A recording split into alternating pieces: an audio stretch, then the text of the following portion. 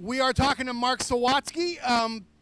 This is a car that we have actually followed for many years because you did a very public build thread on the Grassroots Motorsports message board. Maybe a little too public. Yeah, but it's changed quite a bit. So first off, explain to us in very general terms what we are looking at here.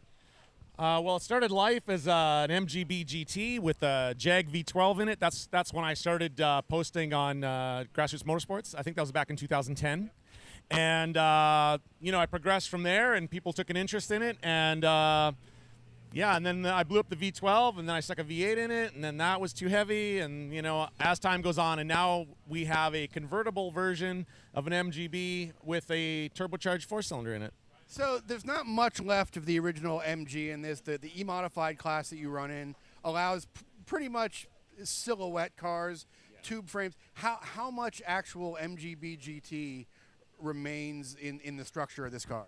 There's actually not one little bit of MGB-GT in it anymore, but there is an MGB panel, this panel right here, that holds the trunk in place, or the boot, being a British car. That is the only part left from an MGB, and I always tell people that I just kept cutting away the slow bits, and that's all that I was left with. So what was the tipping point for going from a frame-based car to a tube frame car? Did you sort of wholesale gut the old chassis and then decide, well, it's time to engineer something from the ground up, or was it a sort of a slow, methodical process?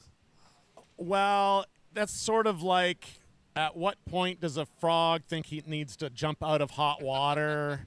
Because I had no idea that 8 years later I would still be trying to perfect this car. I had no idea. I just thought, like, that original V12, how I came about that engine is my dad, who was a bit of a wheeler dealer back in the day, he bought up trailer loads of Jag V12s from businesses in California that were doing the V12 swaps with V8s. And he just bought up trailer loads, like literally. And I got my pick of them, and I picked this one out. And I had that engine since 1984. And it was just sitting there doing nothing since 1984. And I decided, when I came to my first nationals, which was 11 years ago, I saw these mod cars, and I thought, wait a minute, I love those cars. Those are cool. I can build one of those. And I thought I would keep an all-British theme, and I would put this V12 in an MGB. And my buddy, who happens to have a British car restoration business back home, Red Bearing Restoration, he set me up with an MGB-GT. So I just had to make room for that V12, and it worked. I have a YouTube page for the car. It's Ultimate MGB. You can go there and see videos of the car back when I started with the V12, and it would spit flames out the side pipes. It was very cool. It is the coolest sounding car, but yeah, that V12 didn't work out. So. And here, you know, it's just the way it's progressed. I can't believe I'm here now. So tell us a little bit about the car as it sits now, Mark. The V12 is gone. The V8 that was there in the interim is now gone. What's motivating this thing now? I have a 2-liter Ecotec. It's all stock, actually, out of a 2013 Buick Regal Turbo.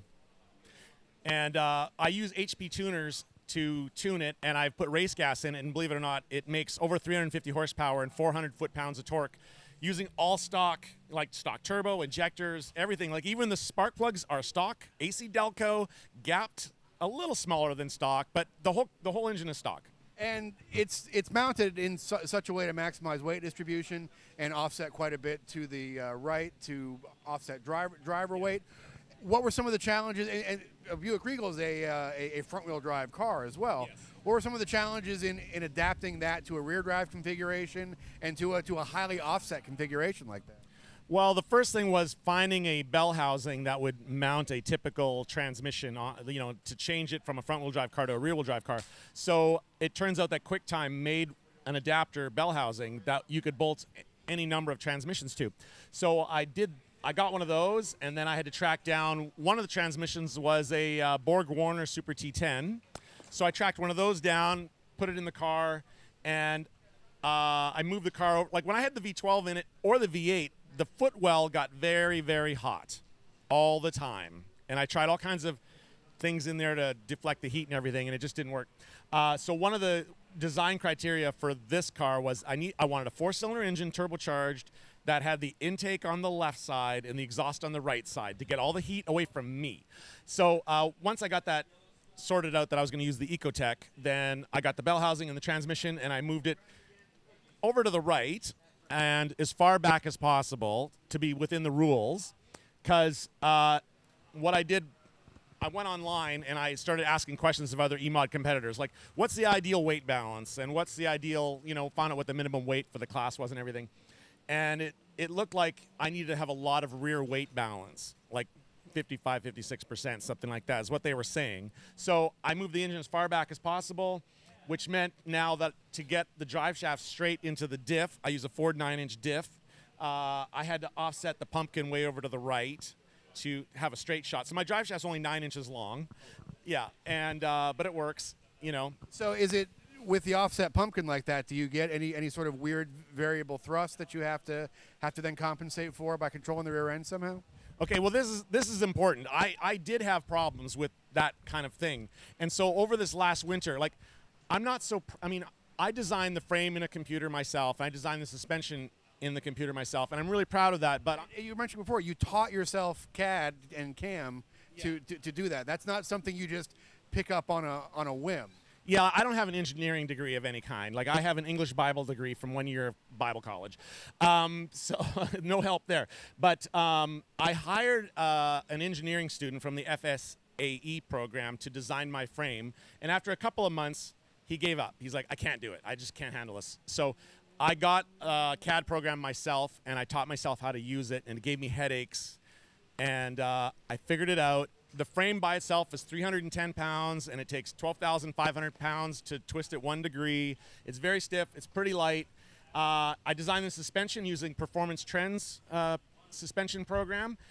But the thing is, I still needed help with the car.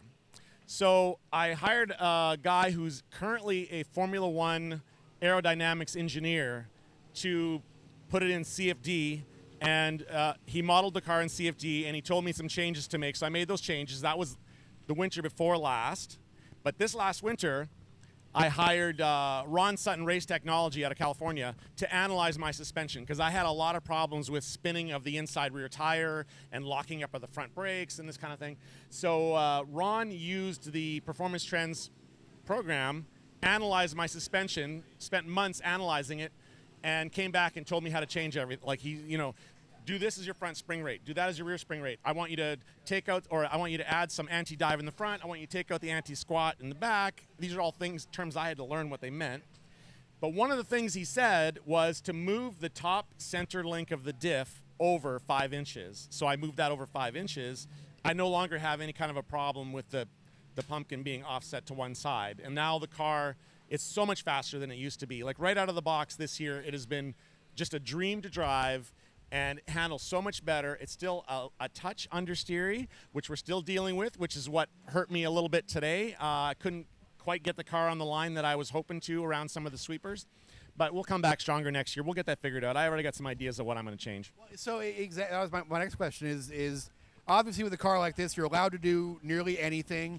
And the mindset here is very forward thinking. So what's on your wish list for the future?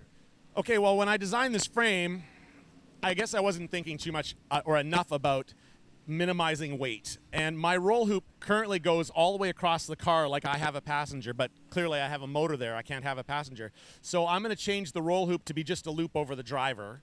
That's going to take hopefully 20, 30 pounds out of the weight of the car. And my polar moment, which is sort of like the mass of the car, is it's like centered just forward of the rear axle. And the reason for that is because my radiator's at the very back of the car. My fuel cell is right as far back of the car as possible. And I do have a 55% rear weight balance, but I think it's actually too much. I think I need to move some of that forward. So the plan is to move the fuel cell to just in front of the motor up front, just get a couple of 1% more weight on the front tires to cure that understeer problem. It'll also make my polar moment smaller, so the car should actually rotate faster. And I'm going to take some weight out of it by changing that roll hoop, and there's less tubes that I need to run if I can only need to run that one. All right, well, Mark, thank you very much. I know you guys have a long trip back to Canada and you want to hit that border at a certain time. Thanks for, we'll throw up a link to your build thread on Grassroots Motorsports. Thanks for sharing V1 of this thing with us on that, and thanks for sharing V3 at this point. This is Pink Panther 4.0. So thanks for sharing V4 with us today. Thank you. Thanks, everybody.